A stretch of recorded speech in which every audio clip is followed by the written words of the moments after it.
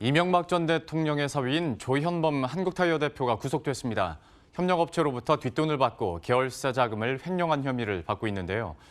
효성그룹과 미래에셋, 아모레, 금호그룹 등도 국세청 또 공정거래위원회 등의 조사를 받아온 상황이어서 검찰 수사 등으로 이어질 가능성이 있습니다.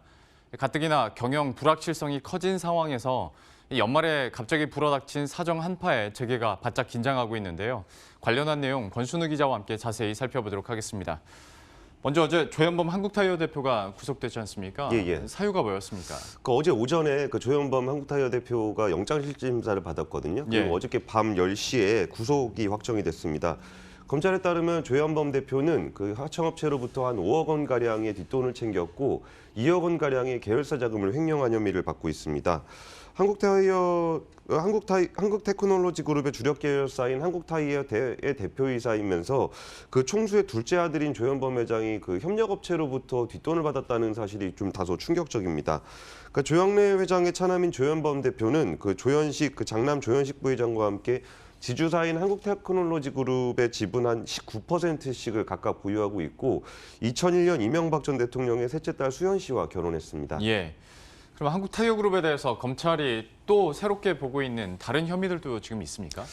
검찰이 수사에 나서게 된 배경이 처음에 국세청에서 세무조사를 하던 결과를 받은 이후인데요. 국세청은 세무조사 과정에서 적발된 혐의에 대해서 검찰에 고발을 했습니다. 검찰은 올해 1월부터 관련 내용을 수사 인지를 하고 수사를 하는 과정에서 조 대표의 개인 비리 혐의를 인지하게 된 것으로 알려졌습니다.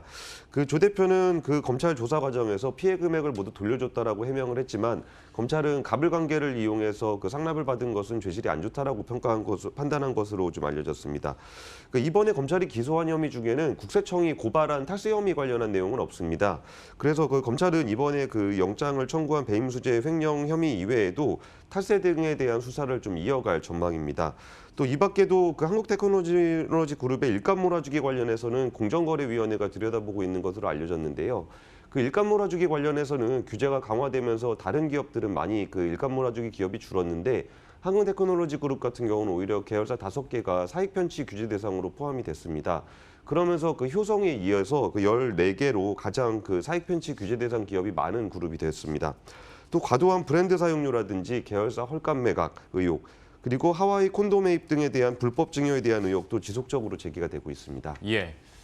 그리고 이제 연말 들어서면서 사정당국의 칼날이 매섭다고 하는 게 어제도 여의도 하나금융투자 본점 압수수색 소식이 있었는데 이게 효성그룹의 계열사 부당지원과 관련된 거였다면서요?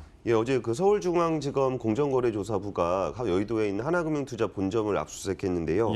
효성그룹이 증권사 장외 파생 상품을 통해서 총수 일가의 개인 회사를 부당하게 지원했다라는 의혹과 관련한 수사입니다. 검찰은 공정거래위원회 고발 사건을 수사하고 있다라고 밝혔습니다. 공정거래위원회는 지난 4월에 조현준 효성 회장 등 관련자와 법인을 검찰에 고발한 바 있습니다. 조현준 회장은 2014년에 개인 회사인 갤럭시아 일렉트릭의 재무 상황이 악화되자 한 250억 원 정도의 투자 유치를 했는데요. 그때 과정에서 부실 회사의 자본 확충을 위해서 효성투자개발 등 계열사들이 부당하게 동원됐다라고 공정위는 판단했습니다.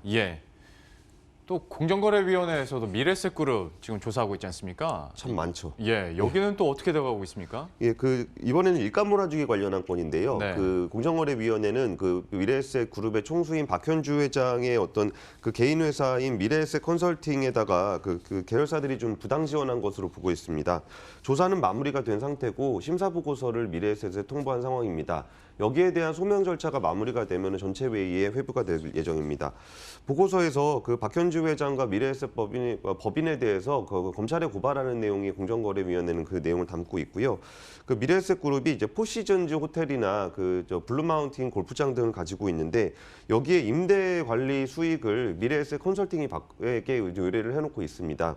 거기서 미래에셋 컨설팅은 박현주 회장과 일가가 한 91% 정도 지분을 가지고 있는 개인 회사입니다.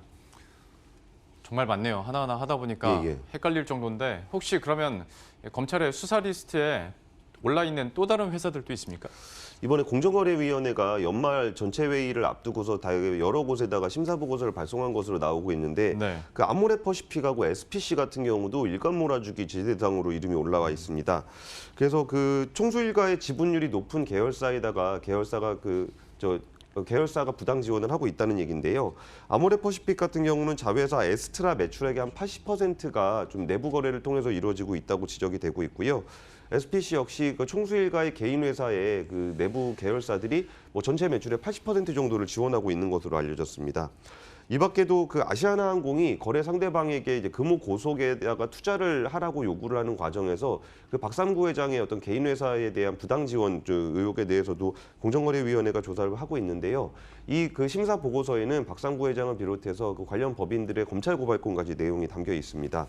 그 재계에서는 안 그래도 미중 무역 분쟁과 국내 불경기 등의 영향으로 이제 가뜩이나 경영이 불확실한 상황에서 사정당국까지 갑자기 이렇게 수사가 줄을 잇는지 모르겠다며 좀 볼멘 소리를 좀 하고 있습니다. 또 이게 그동안 좀 묵혀왔던 그 사건들을 연말 앞두고서 너무 몰아치는 거 아니냐는 불만의 목소리도 나오고 있습니다. 예, 지금까지 권순우 기자와 함께했습니다. 잘 들었습니다. 예, 감사합니다.